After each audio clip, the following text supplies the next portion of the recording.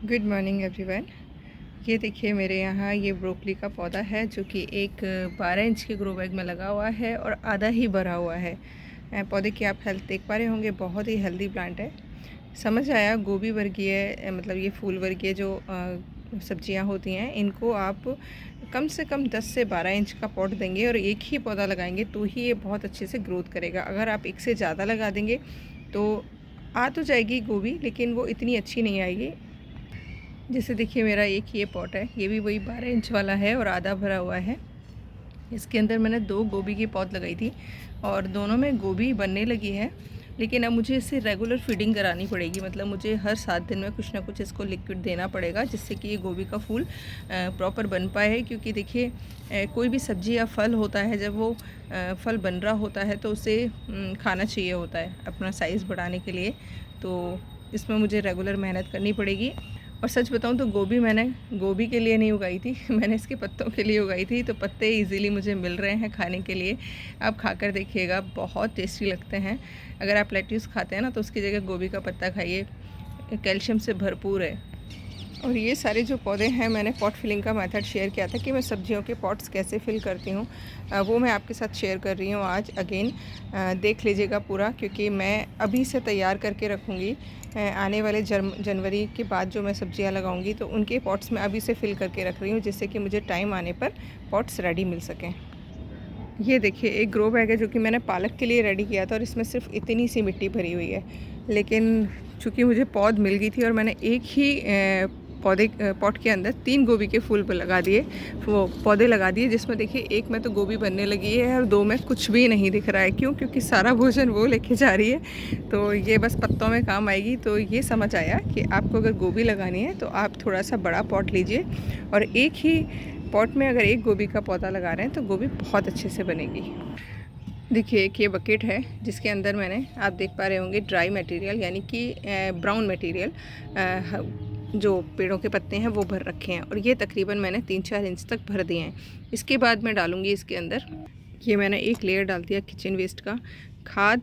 ये कंटेनर भरते टाइम एक चीज़ आप हमेशा ध्यान रखेंगे, 3:1 का रेशियो रखेंगे, 3 पार्ट सूखा 1 पार्ट गीला। तो आपका जो कंटेनर है उसमें से कोई लीचड़ नहीं निकलेगा और बहुत अच्छे से आपके कंटेनर के अंदर खाद रेडी हो जाएगी, जिससे कि आप आने वाले सीज़न में सब्जियां या कोई भी पौधा लगा सकते हैं। लेकिन कोई और पौधा लगाने से पहले डिकम्पोस्ट हो जाने दीजिएगा अच्छे से, तभी लगाइएगा। इंश्योर कर लीजिएगा कि सारा कुछ मटेरियल डिकम्पोस्ट हो गया। अब आप इसमें देखेंगे कि मैंने मूंगफली के छिलके भी डाले हुए हैं, क्योंकि वो मैं बाई मिस्टेक सब्जियों वाले उसमें मैंने मिक्स कर दिया था।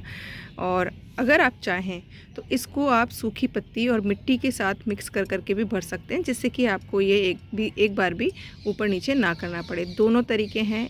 जो मेरा पॉट फिलिंग के मेथड हैं वो मैं सारे लिंक में शेयर कर दूँगी। अब सारे ध्यान से देखिएगा, आपको समझ आ जाएगा कि आप क्या मिस्टेक करते हैं जिसकी वजह से आपके कंपोस्ट बिन में कीड़े पड़ जाते हैं या स्मेल आती है। इस बकेट के नेचुरल है कि इसको मैं पौधा लगाने वाली हूँ, तो इस बकेट के नीचे 4-5 मैंने होल किए हुए हैं, उल्टी ठीकरियाँ रखी हुई हैं, फिर वही लकड़ियाँ छोटी छोटी सी, उसके बाद ड्राई मटेरियल, देन अभी आपके सामने ये किचन वेस्ट डाला है और अब ये थोड़ा सा गार्डन से निकला हुआ वेस्ट। और देखिए प्याज लहसुन के छिलके ज़रूर डाला करिए। प्याज लहसुन के छिलके जो है सल्फर की पूर्ति कर देंगे, जो ग्रीन मटेरियल है वो नाइट्रोजन की पूर्ति कर देगा, ब्राउन मटेरियल है कार्बन की पूर्ति कर देगा, और ये जो पीपल बरगद के पेड़ के नीचे की मिट्टी है ये माइक्रोब्स पैदा कर देगी, जो कि फटाफट से डिकम्पोजिशन हो जाएगा। मेरे यहाँ पर प्रॉब्लम नहीं आती है, जैसा कि मैंने शेयर किया मेरे पास डिकम्पोज़र है। लेकिन जब मेरे पास डिकम्पोज़र नहीं था तब पीपल और बरगद के पेड़ के नीचे की मिट्टी बहुत अच्छा वर्क करती थी, जिससे कि सारे का सारा जो डिकम्पोजिशन का प्रोसेस था वो फास्ट हो जाता था। अगर वो नहीं मिल पाती है तो फिर तो देखिए बहुत सारे ऑप्शन हैं आपके पास। गौमूत्र हो गया, खट्टी छाछ, मतलब छाछ नॉर्मल वाली भी हो सकती है, वो आप पानी में मिक्स करके स्प्रे करिए। गुड़ का पानी डालिए। मेन मकसद है हमारा कि उन चीज़ों को हम इसके अंदर मिक्स करें जिनसे कि बैक्टीरियल एक्टिविटी जो है फास्ट हो जाए और हमारा जो भी मैटर हम भर रहे हैं वो फटाफट से डिकम्पोज हो जाए। ये थोड़ा सा और डाला छिलका। अब ये डाला ब्राउन मटेरियल।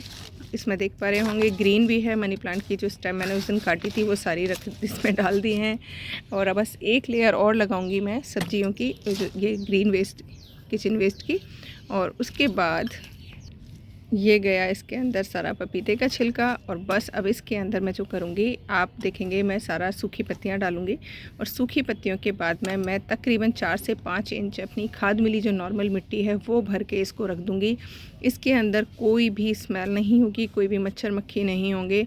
और जैसे ही इसके अंदर जो बीज जाएंगे वो अंकुरन होना शुरू होंगे।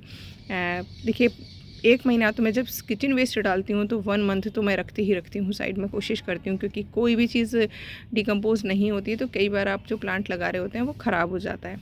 तो कोशिश करिएगा, क्योंकि ठंडी का मौसम है। गर्मी में तो 20 दिन में ही रेडी हो जाता है, बट अभी सर्दियाँ हैं और अभी तो आने वाले टाइम में बहुत तेज़ सर्दियाँ आएंगी, तो आप कम से कम इसको 1 महीना तो रखेंगे ही रखेंगे। और बस अब ये जो हमने बनाया है पूरा किचन वेस्ट और लीव्स का, अब इसमें मुझे कोई खाद देने की ज़रूरत है सच नहीं पड़ेगी। सिर्फ लिक्विड फर्टिलाइज़र हम डालेंगे कभी कभार जो बनाते हैं। आपका पौधा 6 महीने तक कोई खाद नहीं मांगेगा, क्योंकि इसके अंदर जो मटेरियल भरा है हमने, वो एकदम से उसके लिए सुपर फूड का काम करेगा। इसमें आप सभी तरीके के सब्जियों के छिलके ले सकते हैं, फल के छिलके ले सकते हैं। बस फल के छिलकों में सिट्रस फ्रूट थोड़ा सा कम डालिएगा, डाल सकते हैं कुछ एक छिलके, पर ज़्यादा नहीं, क्योंकि आपको अगर आपकी मिट्टी का पता है कि वो एसिडिक नहीं है तो आप डाल सकते हैं। लेकिन अगर आपकी मिट्टी एसिडिक है और आपने ज़रूरत से ज़्यादा खट्टे फल का छिलका डाल दिया तो और आपकी ज़्यादा मिट्टी एसिडिक हो जाएगी, जो कि प्रॉब्लम कर सकती है, क्योंकि हर एक प्लांट को एसिडिक सॉइल पसंद नहीं होती है। रहा पत्तों का कि पत्ते किस पेड़ के लिए, मैं तो कहूँगी जितना ज़्यादा वैरायटी का पत्ता मिला उतना ही बेस्ट है, जितना ज़्यादा वैरायटी का। क्योंकि जैसे देखिए हम अपनी बॉडी को सही रखने के लिए मल्टीपल फूड खाते हैं, मल्टीपल वैरायटी के, उसी तरीके से जितना ज़्यादा पत्ता होगा, जितने ज़्यादा वैरायटी के सब्जी के छिलके होंगे, उतना ही सॉलिड आपका मिट्टी बनेगा, उतना ही सॉलिड आपका ये पूरा मटेरियल है खाद बनकर तैयार होगा। तो बस ट्राई करते रहिए, कहीं ना कहीं से पेड़ों की पत्तियाँ लाते रहिए। और बस अब मैं इसके अंदर अपनी खाद मिली हुई मिट्टी भर दूंगी। खाद मिली हुई मिट्टी भरने का रीज़न ये रहता है कि खाद के अंदर जो हमारे माइक्रोब्स होते हैं, बैक्टीरिया होते हैं, वो और भी ज़्यादा प्रोसेस को फास्ट कर देते हैं। तो आपके पास वर्मी कंपोस्ट है तो वर्मी कंपोस्ट मिला दीजिएगा, गोबर की खाद है तो गोबर की खाद, किचन वेस्ट है तो किचन वेस्ट, जो भी खाद आपके पास अवेलेबल है वो मिक्स करके मिट्टी भर दीजिएगा तकरीबन 2-3 इंच। और उसके बाद इस पॉट को रख दीजिएगा साइड में। पानी इसमें रेगुलर स्प्रिंकल करते रहना है, भरना नहीं है, स्प्रिंकल करते रहना है, जिससे कि इसके अंदर मॉइस्चर मेंटेन रहे और नीचे जो हमने मटेरियल भरा है वो अच्छे से डिकम्पोस्ट हो पाए। आप पूछेंगे मैम इसको रखना कहाँ है, तो देखिए मेरे पास कोई शेडी एरिया नहीं है, मैं इसको धूप में ही रखती हूँ और बहुत अच्छे से डिकम्पोस्ट होता है, कोई दिक्कत नहीं होती है, क्योंकि मिट्टी का ऊपर लेयर होता है पूरा और नीचे जो है सारा का सारा माइक्रोबियल एक्टिविटी चलता रहता है और नीचे जो मटेरियल हमने भरा है वो डिकम्पोस्ट होता रहता है। तो जहाँ जगह है वहाँ रख लीजिए, कोई दिक्कत नहीं है। तो बस मैं इसमें मिट्टी भर के पानी डाल के रख दूंगी साइड में। और जब इसके अंदर पौधा लगाऊंगी, देख लीजिए प्लास्टिक का बकेट है, तब मैं आपके साथ शेयर करूंगी कि कौन सा पौधा लगा रही हूँ और कैसे लगा रही हूँ। और हाँ, ये जो बकेट में है ग्रीन मटेरियल, ये भी मैं इसके अंदर डाल दे रही हूँ, एक्चुअली भूल गई थी स्टार्टिंग में करना। तो देखिए ये भी इसके अंदर गया और बस अब फाइनल लेयर इसके ऊपर मिट्टी की जाएगी। तो आज से प्रण लीजिए कि अपने घर का कोई भी वेस्ट घर के बाहर नहीं फेंकेंगे। और अगर ऐसा गार्डन फ्री में बनाना है तो बस ऐसी खाद बनाते रहिएगा। जैसे जैसे खाद के कंटेनर रेडी होते जाएंगे आपके पौधे लगते जाएंगे और पौधे बहुत हेल्दी होंगे, यकीन करिएगा। तो थोड़ा सा प्रकृति के लिए करिए, थोड़ा सा अपने लिए करिए ज़रूर। Thank you for watching. और आई होप जिनकी क्वेरीज़ हैं वो बिल्कुल क्लियर हो गई होंगी। कोई भी और रह गई है तो प्लीज़ कमेंट बॉक्स में पूछ लीजिएगा। Thank you for watching. Channel पर बने रहिएगा अगर वीडियोस पसंद आते हैं तो। और हाँ, सब्सक्राइब नहीं किया है तो कर सकते हैं। अगेन, सब्जियां नहीं लगाई हैं तो ग्रीन वेजिटेबल तो लगा ही लीजिएगा, अभी भी टाइम है।